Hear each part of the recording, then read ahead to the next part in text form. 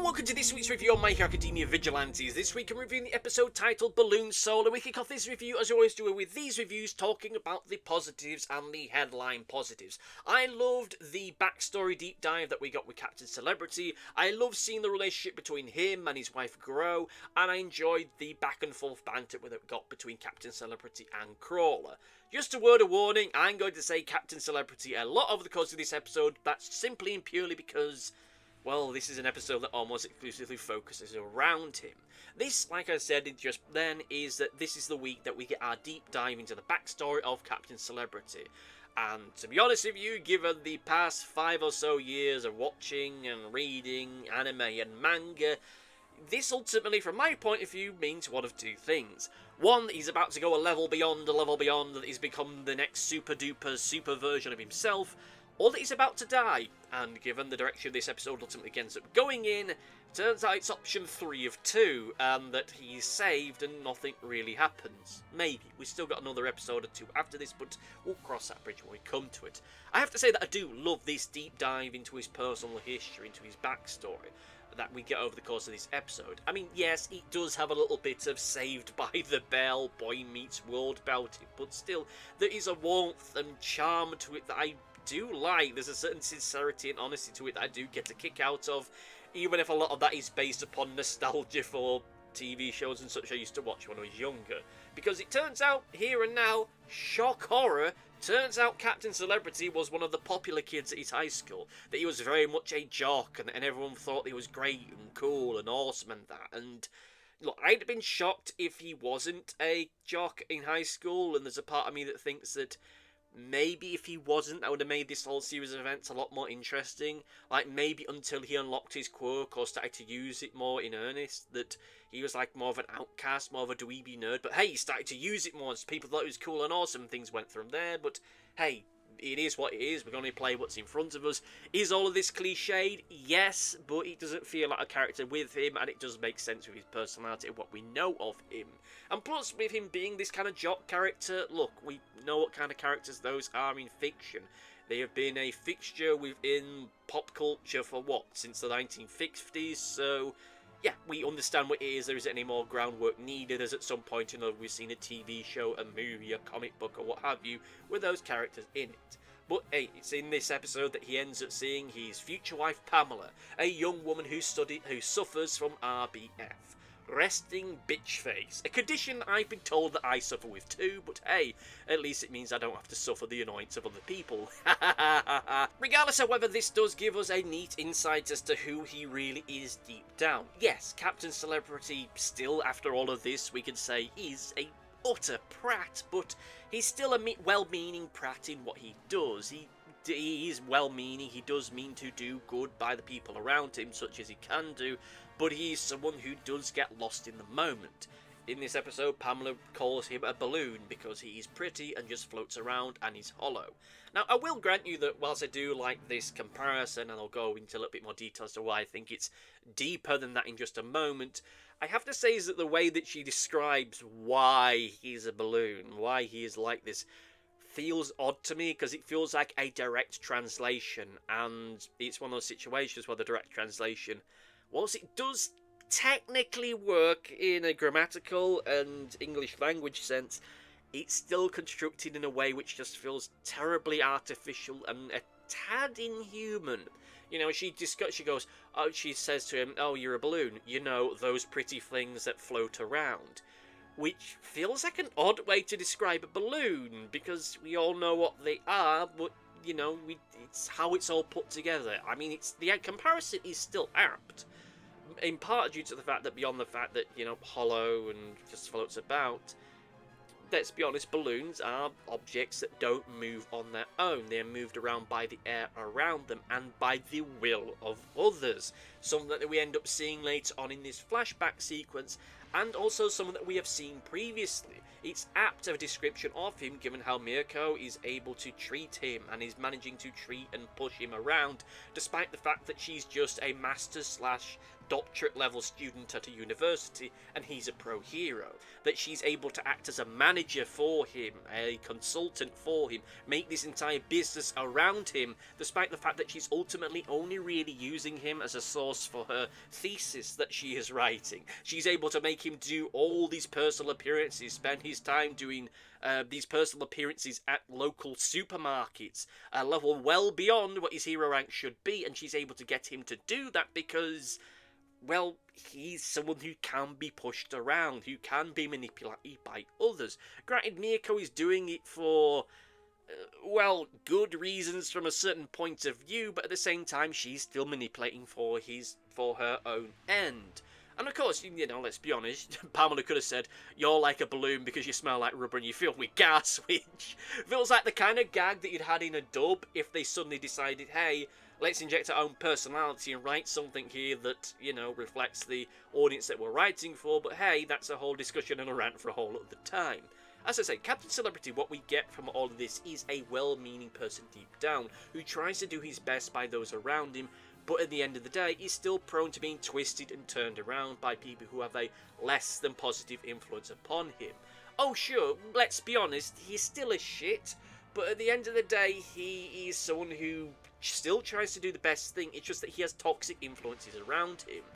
And let's be honest, with all of this, there's still an element of unreliable narrator here, because this whole sequence of events makes no reference to the fact that part of the reason why he's in Japan in the first place is the fact he's been caught shagging around, as prior volumes have stated, though not in those exact languages. And it is understandable that he goes over that, he looks over it, because this is ultimately from his point of view. He's not going to turn around and add that to the pile of things that he's done poorly, because at the end of the day, this is a rather sanitized, clean look at himself. He was this well-meaning person that just had a few bad people around him, and oh, I'm just this injured soul, and you know, I meant well, and that's understandable again, given where he is. But at the same time, you know, it just adds an element to it which I do like. And of course, we have to remember that this is all him realizing that he's starting to realise how he came to be in this situation, though he doesn't quite get the full self-awareness to realise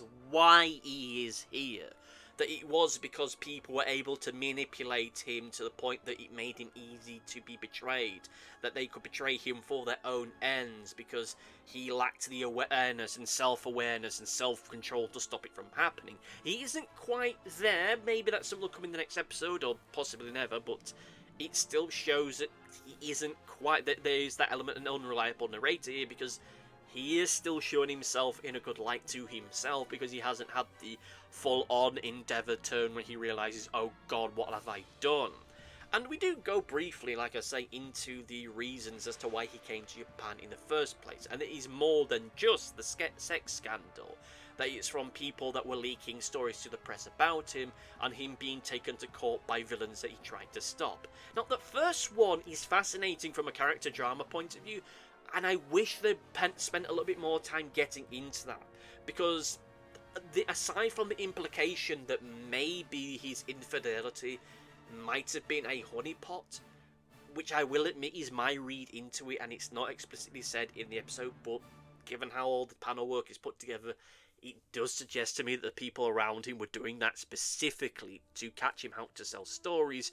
We don't really get much else into that, because it is just a panel and a half of a headline with him, oh, he's hanging around with his lads, and now all of a sudden, oh, so one of them's betrayed him because the woman that they were with was a honeypot, potentially.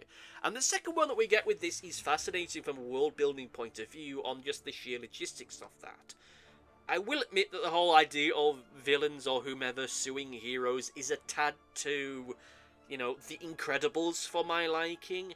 And I will be honest, whilst I enjoy them as superhero movies, the subtext of them is, well, it does have an element that, well, to keep it within universe, the Meta Liberation Army really would get a kick out of. And it may be why they use their when everyone is a hero, no one is a hero line in their mini story arc that ultimately went nowhere for my liking. But still, you know, I do appreciate the fact that we do get into this a little bit, that this is a thing that can happen in this world. And I suppose this does underline that there is a due process, and there are acceptable levels of force that superheroes can use.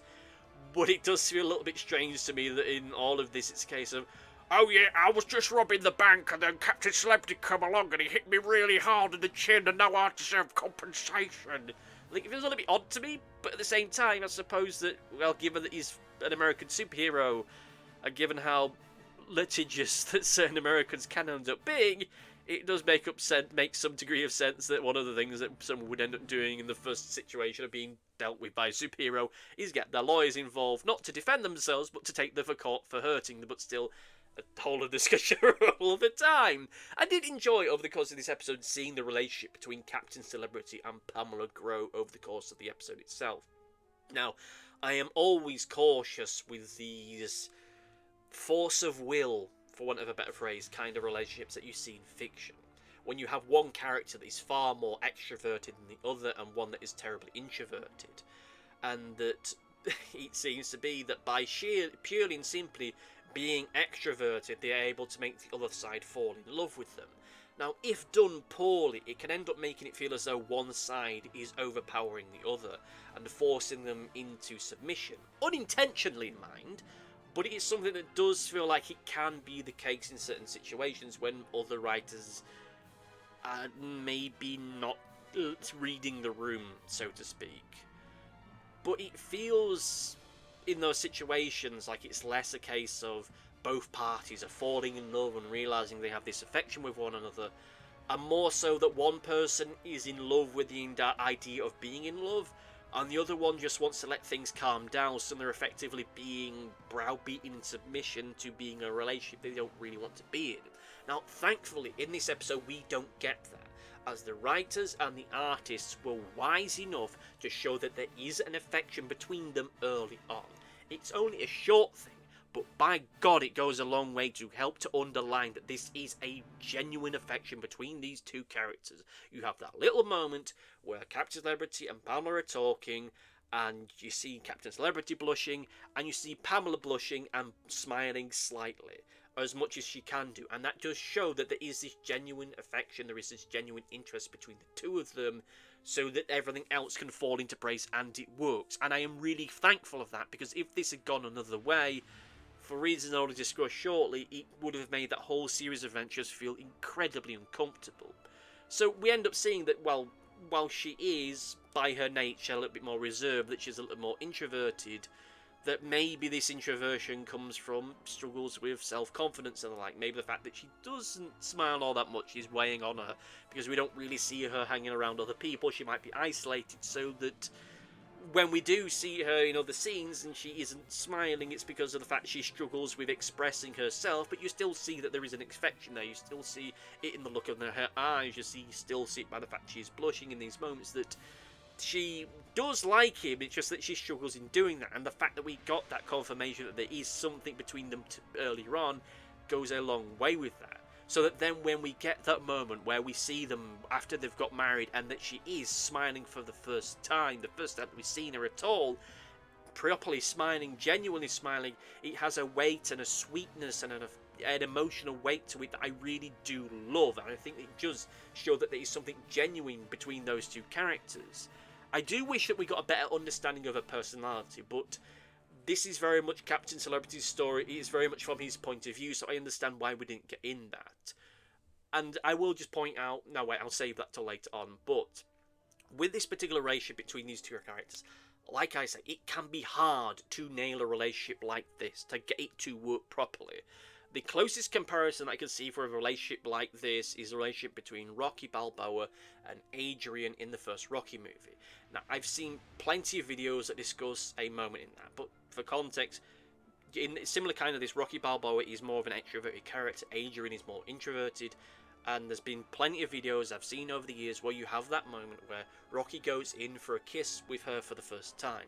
Some people see as him helping her to break free of her self-confidence issues, to push through that self-doubt, to break through that wall, and just admit the pair of them do have feelings for one another and that she can be herself, she can be the truest sense of herself.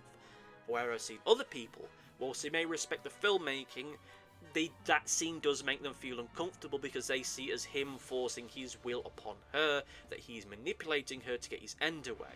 Now, whilst the intention with that scene is to be romantic, it does underline how these scenes and these moments can be seen in other ways and can make certain people feel uncomfortable. Whilst the intent may be to romantic and to make it a platonic relationship, if you bollocks up the execution of it, you can have those moments where some people are just saying, yeah, it does make me feel uncomfortable, I'm worried where all this is going, but thankfully that isn't the case with all of this. This is all done brilliantly well, and all it took was a couple little moments here and there to really make it land. Beyond this, I'd have to say that I do enjoy the banter that we get between Crawler and Captain Celebrity in the early stages of this episode. I know that I'm addressing this kind of a bit out of order, I'm talking about something at the start towards the end, but it is just an additional thing that I did like about it. And something I did realise when I was writing this review is that both Captain Celebrity and Crawler are very alike in ways I don't think that either character really realises, as they are both ultimately people that have been pulled about and moved about by the will of others.